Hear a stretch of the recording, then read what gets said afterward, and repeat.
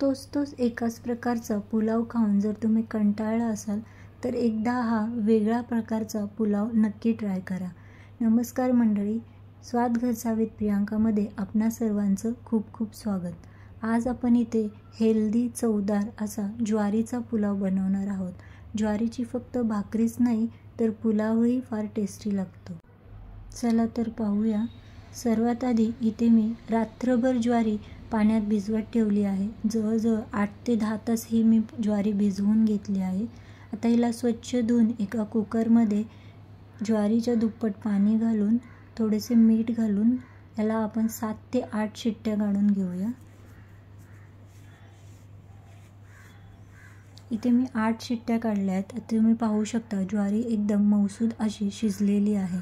आता आपण याला एका जाळीत किंवा एखाद्या चाळणीमध्ये नितळत ठेवूया, जेणेकरून त्यातलं सर्व पाणी नितळून वेगळं होईल आणि आपला पुलाव असा मोकळा सुटसुटीत होईल.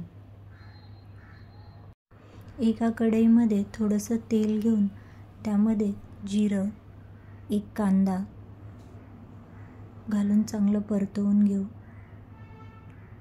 कांदा थोडासा लालसर झाला की त्यामध्येच आपण आता आलं लसूण पेस्ट आणि हिरव्या मिरच्या घालूया. यांनाही चांगलं परतून घेऊ. आता यातच आपण भाज्या घालणार आहोत. भाज्या तुम्ही तुमच्या आवडीनुसार कोणत्याही घेऊ शकता. मी इथे गाजर आणि फरसबी घेतलेले आहेत. सुरुवातीला मी तेलात काजू घालायला विसरले होते. तुम्ही सुरुवातीलाच तेलात काजू चांगले परतवून घ्या. आता ह्या सगळ्या भाज्या एकत्र आपण व्यवस्थित मिक्स करून याला एक दणदणीत वाफ देऊया, म्हणजे भाज्या वाफेवर चांगल्या शिजल्या जातील. इथेच मी थोडासा उकडलेला वाटाणा घेत आहे आणि थोडासा टोमॅटो, यांना चांगलं एकत्र करूया. आता यातच आपण कोरडे मसाले घालून घेऊ, जसे की हळद, जिरेपूड, धनेपूड, लाल मिरची पावडर आणि इथे मी बिर्याणी मसाला घेतला आहे. तुम्हाला तुमच्या आवडीनुसार तुम्ही कोणतेही मसाले घालू शकता. पुन्हा एकदा मसाले घातल्यानंतर याला एक छानशी वाफ काढून घेऊ. एकत्र मिक्स करूया. आता भाज्या चांगल्या मिक्स झाल्या आहेत. त्यातच आपण आता शिजलेली ज्वारी घालूया.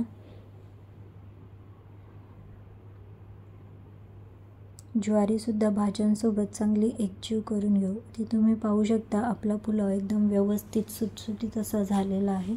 चवीनुसार मीठ घाला. तर आपला गरमागरम हेल्दी ज्वारी पुलाव तयार आहे. अशी होती ज्वारी पुलावची रेसिपी. आवडली असेल तर नक्की लाईक आणि कमेंट करून सांगा.